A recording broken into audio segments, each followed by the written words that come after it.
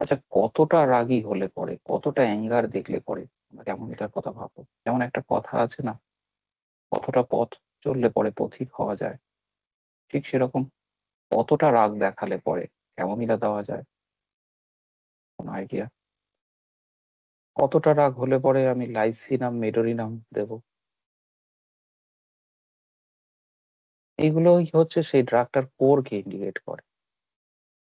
যে এই রকম প্রকৃতির না হলে আমরা এই ড্রাগটা দেওয়ার আগে একটু পেয়ে যাবো যে ক্যামোমিলার পেন থ্রেশহোল্ড লেভেলটা লো। পেন থ্রেশহোল্ড লেভেল মানে কি? আমাদের প্রত্যেকেরই বডিতে কিছু প্যারামিটার আছে। যেমন আমরা চট করে ঘাবড়ে যাই, নার্ভাস হয়ে পড়ি। আবার আমার পাশে আমার বন্ধুই কিন্তু সেরকম নার্ভাস হয় না, ঘাবড়ে যায় না। সে কিন্তু ব্যাপারটাকে ম্যানেজ করতে পারে। আমরা একটুতেই এক্সাইটেড হয়ে পড়ি বা একটুতেই চুপচাপ থাকি। আমাদের এক্সাইটেশনটা ইনসাইড থাকে।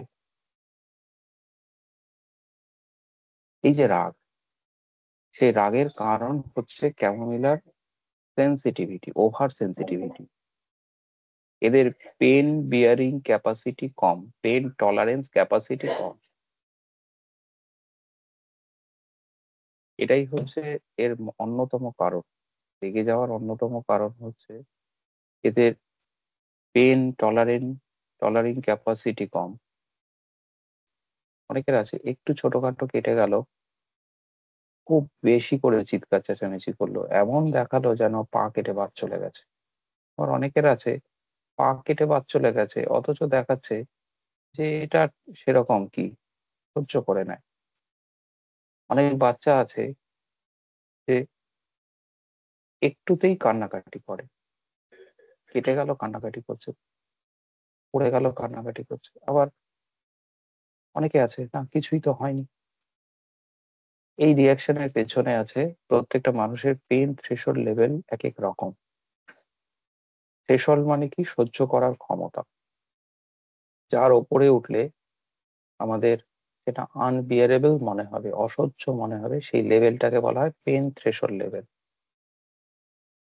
ক্যামোমিলার সবকিছুতেই থ্রেশহোল্ড লেভেলটা লো। এই পেন থ্রেশহোল্ড লেভেলটা লো থাকার জন্য একটু কিছু এক্সাইটেশন তার মধ্যে ভীষণ একটা প্রতিক্রিয়া তৈরি করে। সেই জন্য কানে সামান্য ব্যথা হয়েছে, তার ক্ষেত্রে সেই ব্যথাটা অনেক বেশি। পেটে একটু ব্যথা হয়েছে, সেটা অনেক বেশি। বা তার সাথে কেউ কন্ট্রাইন্ডিকেট করছে, সেটা নেওয়ার ক্ষমতাও কম, অনেক বেশি।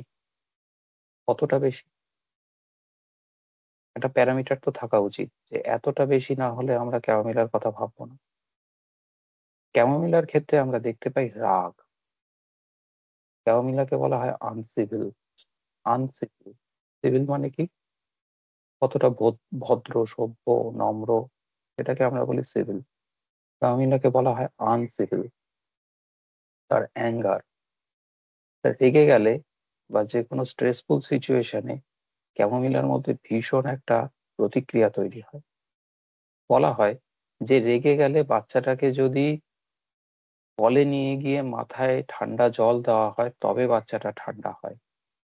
বাচ্চাটার মা বলে ছোটবেলায় ও যখন রেগে যেত, ওকে কল চালিয়ে মাথার ওপর ঠান্ডা জল দিতে হতো, তারপরে আস্তে আস্তে ওর রাগ কমতো। এত ভয়ানক রেগে যায়।